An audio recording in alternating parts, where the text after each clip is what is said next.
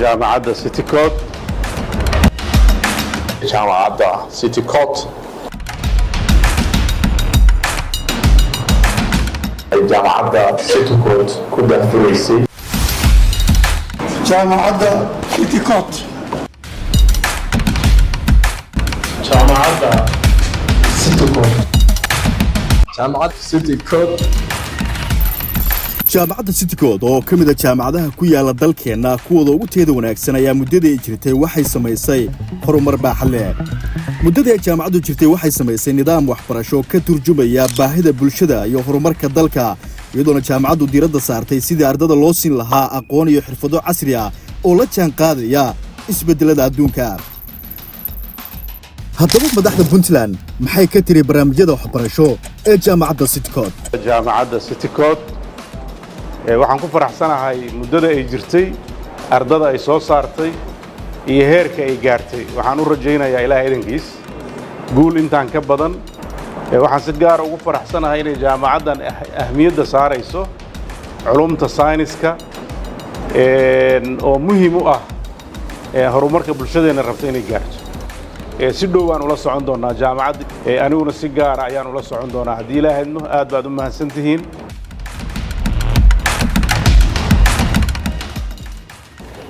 runtii aad iyo aad baan u bogaadinayaa barnaamijkan ay soo bandhigtay jaamacadda City Code waxaa ilaahay xamdigii ah barnaamijkan maanta soo bandhignay qaybtii arrimaha bulshada wala qaybtii waxbarashada himilooyinkii iyo barnaamijkii 5 sano in la gaadho ahaa iyo soo bandhiga maanta ay caawa soo bandhigtay jaamacadda City Code horumarkan weyn xagga aqoonta ay la mataanooday jaamacaddan 5 scholarship uu sheegay 5 veterinary-gana waa ku dari lahaa horta tobankaas oo laakiin wali shaqaalaha dawladda ee wasaaradaha si kor loogu qaado aqoonta shaqaalaha ee wasaaradaha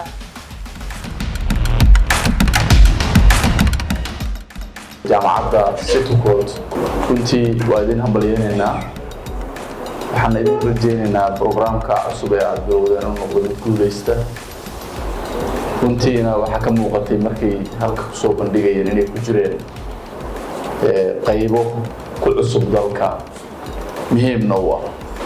gaar ahaan dhinaca production sector-ka ama wax soo saarka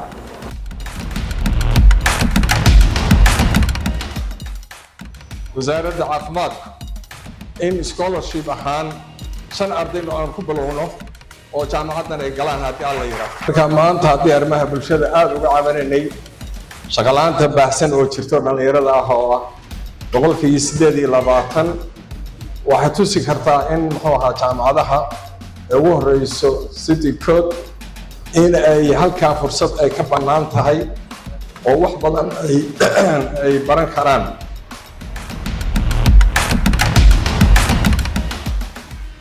jaamacadda City Code jaamacadda ay la midoobeen dalwadi barnaamijka master program aad baan u soo dhaweynaya waa loo baahan yahay waxbarashada iyo cilmiga in la horumariyo la baahiyo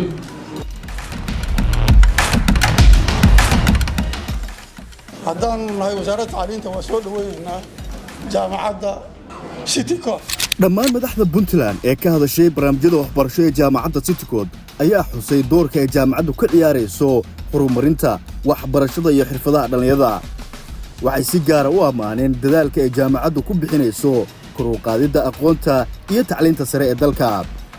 waxay madaxdu xuseen in tallaabooyinka dhinaca horumarka ee waxbarashada ay jaamacaddu ku talaabsatay ay qayb weyn ka tahay istiraatiijiyadda dawladda Puntland ee dhisidda nidaam waxbarasho oo tayo leh